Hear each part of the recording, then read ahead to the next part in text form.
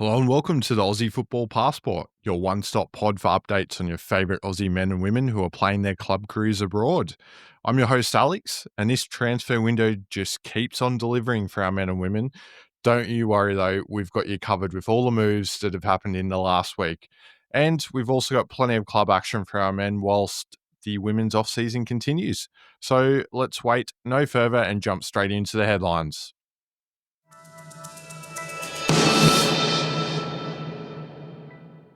Well, we talked about it last episode, and it has finally happened. Jordan Boss has joined Feyenoord in a 4-year deal. The transfer fee is believed to be €5 million, and Jordan will get to play for his boyhood favourite club in the Netherlands. What a move for Jordan, a fantastic one, and continues a long-standing tradition of Aussies playing for Feyenoord over there in the Dutch league. So very good to see, and we look forward to covering Jordan in this upcoming season. Now, in England, Massimo Luongo, as we noted last week, he was training with Millwall. Well, he has signed a 1-year deal with Millwall in the English Championship. So he moves there on a free transfer, of course, because his contract with Ipswich expired at the end of the Premier League season. Now, speaking of Premier League clubs, James Overy has signed a professional contract with Manchester United.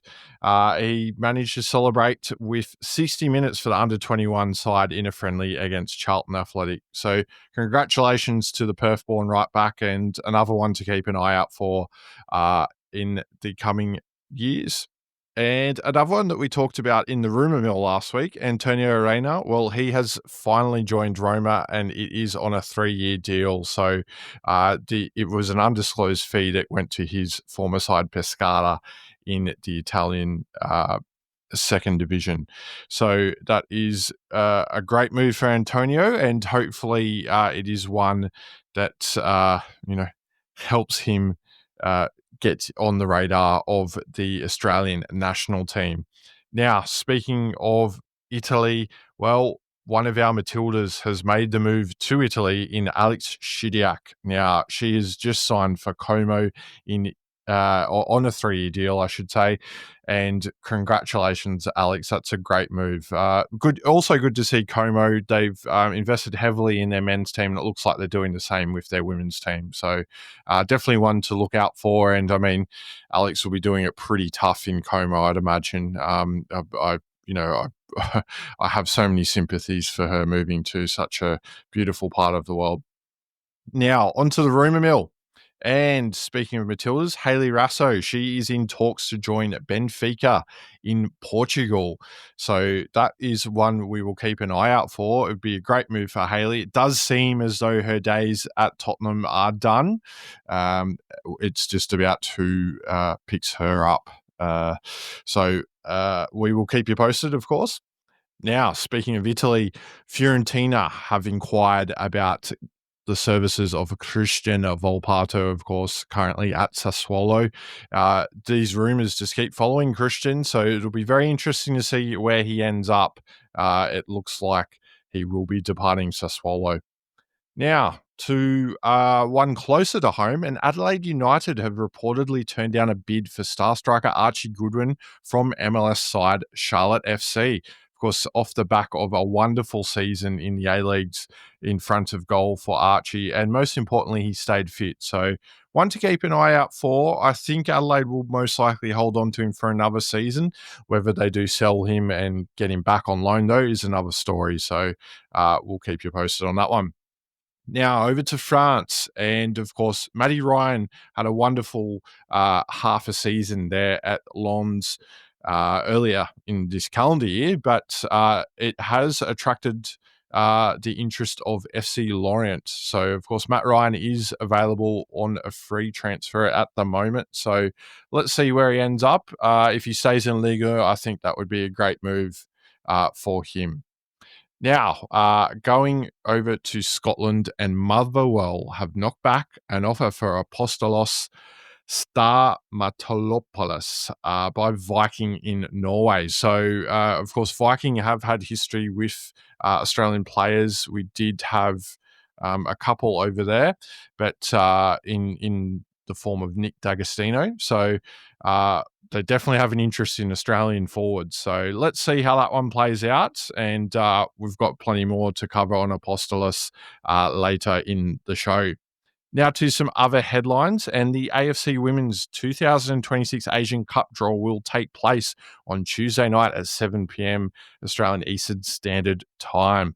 So the Matildas will learn who they will face in the tournament. Of course, they are hosts right here in Australia next year, and we look forward to seeing who the ladies draw in that tournament. And of course, they are former winners in 2010.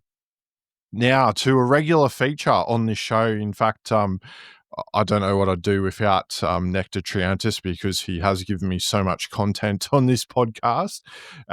Anyhow, he has picked up a small injury, according to his coach at Sunderland there. So this could well affect these transfer rumblings that are occurring. There's lots of things. It does now seem that Hibbs is off the table for him due to, I guess, the higher wage that he possibly will attract now that Sunderland are a Premier League club. So this will be very interesting. And of course, playing into all of this is the fact that he's still yet to decide his international allegiance between Australia and Greece.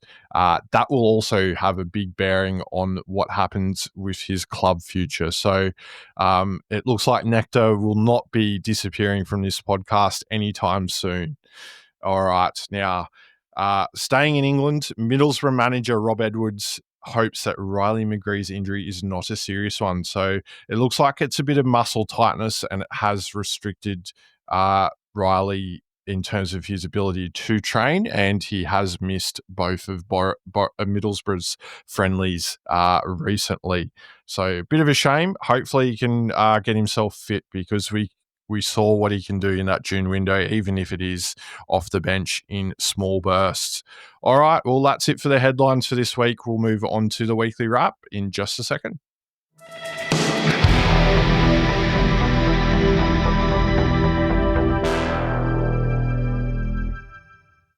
All right, as noted earlier in the show, the women continue their off-season break. So let's jump straight into what's happening in clubland for our men. And let's start in Croatia, where Hajduk Split is home to two Australians in the form of Fran Karasic and Anthony Kalic.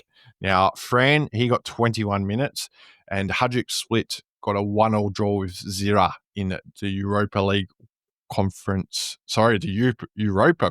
League qualifier there. Anthony Kalic got 84 minutes, and in fact, he scored the goal for Hajduk Split. So the return fixture is next week, and the tie is in the balance there. Now, staying with Europa Conference League qualification, and this time let's go to Slovenia, where Denny Juric played a full game for FC Koper. It was a heavy loss to a side that's already got a mention on this podcast, Viking. It was a 7-0 loss. Oof. So pretty fair to say Denny's side, FC Koper, will not be playing in the Europa Conference League unless they find 8 goals in that return fixture. All right, now let's head over to Scotland, and our man Marty Boyle, he got 83 minutes for Hibs in a 1-1 draw with FC Midtjylland in a Europa League qualifier. So just quickly, Europa Conference League is the third tier of European football. Then you go to Europa League, and then you've got the Champions League. So just a quick one there.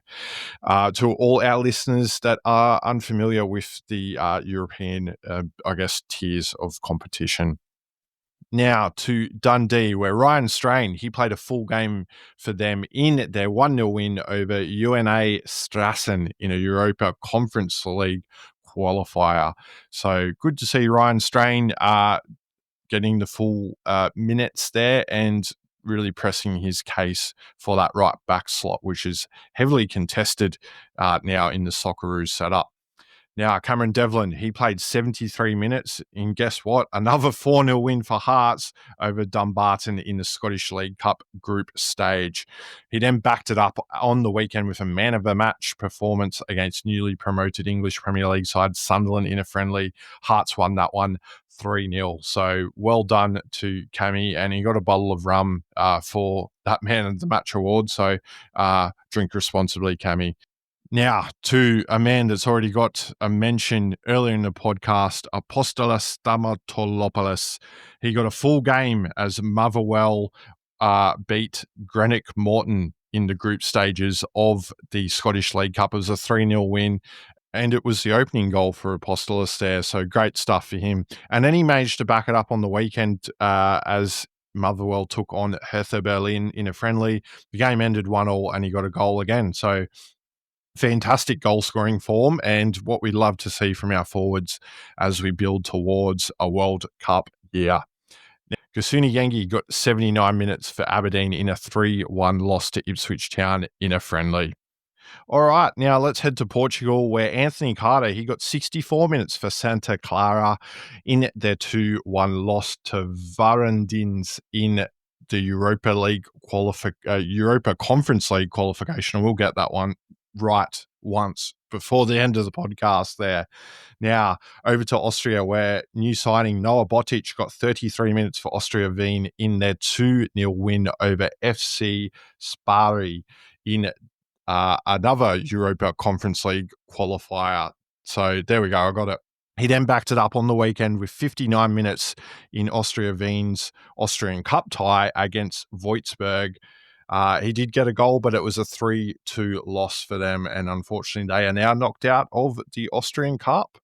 Now over to Denmark, and Mohamed Toure, he got 68 minutes in Randers' 2-1 win over AGF in Danish league action, and Mo managed to lay on an assist in that game, so he was a key contributor in his side's win there. So great to see from Mo.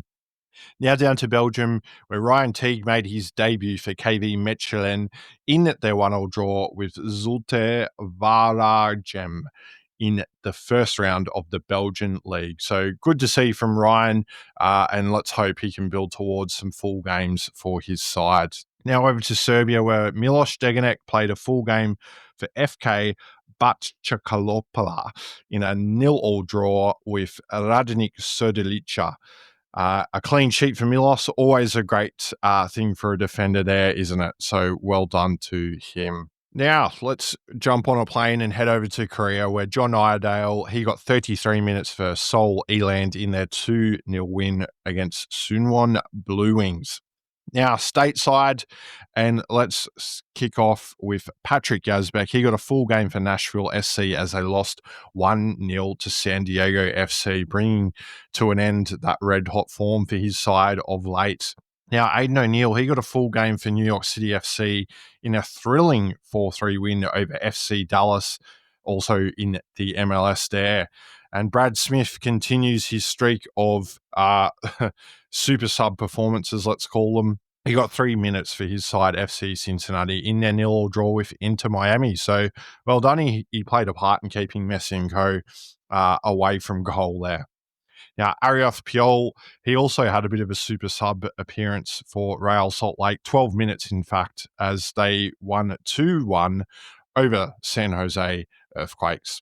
Now, Jake Girdwood-Reich, he played 14 minutes in St. Louis' 2-1 loss to Minnesota United there. And Kai Rolls, well, the bad luck continues for him and DC United as they went down 4-2 to Austin FC. Now, let's head to England and Wales, where we've got a bit of pre-season friendly action to cover. And let's start with Gethin Jones playing for his new side, MK Dons. They went down 2-1 to Peterborough United in a pre-season friendly in midweek, and then he backed it up with 77 minutes for his side in another 2-1 loss, this time to Stevenage on the weekend. Now, Joe Gauci, he managed 26 minutes in goal for Aston Villa in a 2-2 draw with Eintracht Frankfurt in yet another friendly there. So it will be interesting to see what happens to Joe Gauci. A lot of rumours about Emi Martinez departing from Aston Villa, whether Joe is any shot of regular first-team action for Villa. We will have to wait and see. Probably unrealistic, I'd imagine, however, and he will most likely go out on loan. Now, Cameron Burgess, he got a full game for Swansea as they lost 1-0 to Exeter City in a friendly as well. Hayden Matthews, he was the only one of our Portsmouth contingent to get game time in a 4-0 thumping of Reading. Hayden got 20 minutes in that game. Now, speaking of championship sides with a large Aussie contingent, it's QPR. And they played Cardiff in a midweek friendly, and all three of our Aussies played in that one. Keely Adamson, he played 66 minutes. Daniel Benny and Jalen Pearman came on as part of the changes there in the 66th minute, and that allowed Jalen Pearman to go on and score with the assist provided by Daniel Benny. So congratulations, lads. Good to see them linking up so early on in their time at QPR. Now, there was a second game at the weekend for QPR, and we saw Benny and Adamson back up as halftime substitutes as QPR got a 2-2 draw with SC Heerenveen. Now, Benny scored the second goal of QPR's 2 there against their Dutch opposition, and well worth checking out. We'll make sure to share that one on social media. Now, wrapping up the friendly action in Spain with Mabil, he got one half of football for UD Castellon in a friendly against Southampton, which they drew 1-1. And then at the weekend, they played another friendly, this time against local opposition in Alaves. They lost 2-1, and Awa got 45 minutes or a half of football there as well. All right, well, that's it for the weekly wrap. We'll head over to Player of the Week in just a second.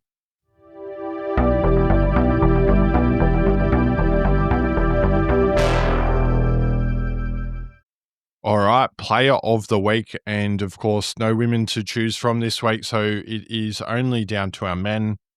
And for once, we had plenty of options, goal scorers, assist makers, clean sheets to pick from. But we decided to go, if you didn't notice earlier when I left a certain player out of the Dundee United update, we've gone for Zach Sapsford as our player of the week. It was his first competitive match for his new club, and it was in that same Europa Conference League qualifier there. He stepped up and coolly slotted home in that 1-0 first leg victory. He played the full game alongside Ryan Strain in that one. So a great start to life in Scotland for Zach. Long may it continue, and he will have a second tie to play midweek next week. So we will cover that in next week's episode. As for this episode, well, that is it. So thank you for listening. I hope you enjoyed the episode. Make sure you like, subscribe, follow, and rate the show, whatever platform you are currently listening to this on. Of course, that means you can find us on Spotify, Apple Podcasts, YouTube, and Amazon. Make sure to follow us on social media as well. I've been trying to share some clips that I've talked about during the pod so you can see them. We're on X, Facebook, and Instagram there. So make sure you do follow us for all the updates on the show. Well, that's it for another week. Thank you very much for listening. Really appreciate it.